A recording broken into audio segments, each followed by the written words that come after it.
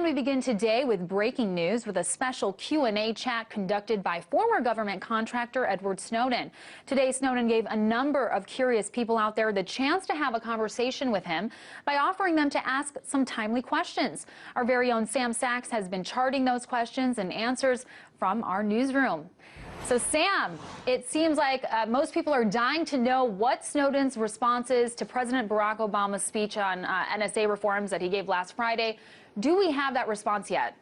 Right. Well, there were some questions about the timing of President Obama's speech. There were some voices who hadn't weighed in on the NSA debate yet, namely the Privacy and Civil Liberties Oversight Board, which released a report today showing that the NSA's bulk phone records collection program is both illegal and useless to preventing terrorism.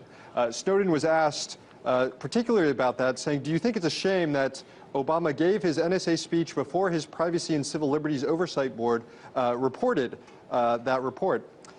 So Snowden responded to that by saying it's time to end bulk collection, which is a euphemism for mass surveillance.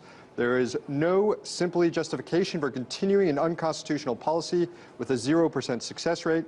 In light of another independent confirmation of this fact, I think Americans should look to the White House and Congress to close the book entirely on the 215 bulk records provision. Of course, in the president's speech, he didn't say anything about collection. He said that he was going to move retention of these records out of the government's hands and into some third party, but he didn't say anything about collection, which left a lot of people unsatisfied, particularly Edward Snowden here. Sure. And Sam, I know you've been tracking some other questions and answers. What else have you found out?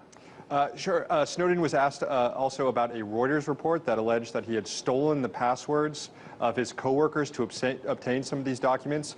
Snowden shot that report down, saying that it was simply false and that he hadn't stolen any passwords or tricked any of his coworkers. As for Snowden's well-being, he was asked what he thought of the Whistleblower Protection Act that was been floated around by the president.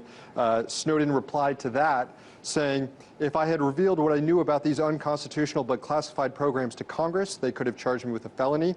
One only need to look at the case of Thomas Drake to see how the government doesn't have a good history of handling legitimate reports of wrongdoing within the system.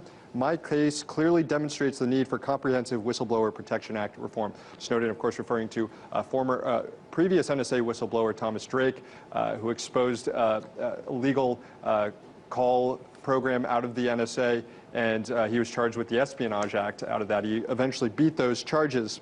Of course, also members of Congress already knew about this program, so what Snowden could have accomplished going to members of Congress is unclear.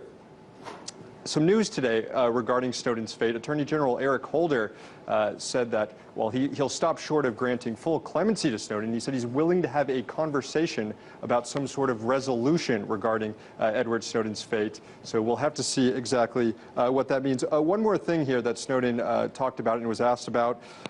He was asked whether or not American democracy can recover from these NSA leaks. And he responded by saying, yes.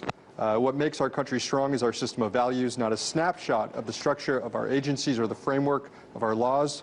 We can correct the laws, restrain the overreaches of agencies, and hold the senior officials responsible for abusive programs to account.